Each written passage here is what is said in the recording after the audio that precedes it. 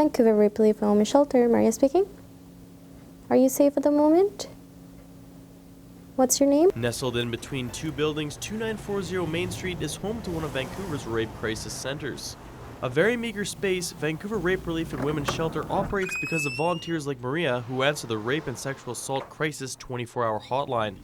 With women speaking out against major public figures, more women feel inclined to come forth and tell their own stories. In the case of Jan Gomeshi, we see it's a perfect example of a high-profile case where a man with so much power is able to use that power in order to abuse the women, and for a very long periods of time. And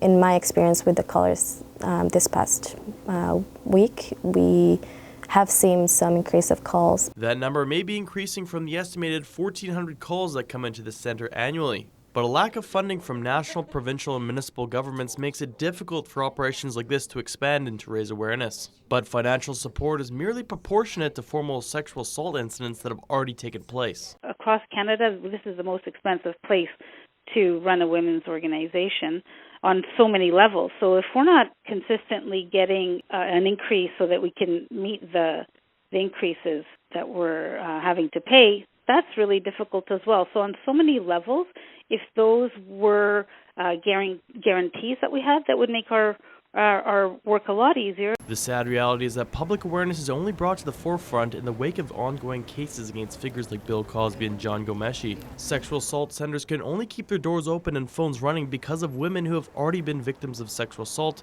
because little is done to actually prevent these tragedies from happening. Ty Clark in Vancouver for BCIT Magazine.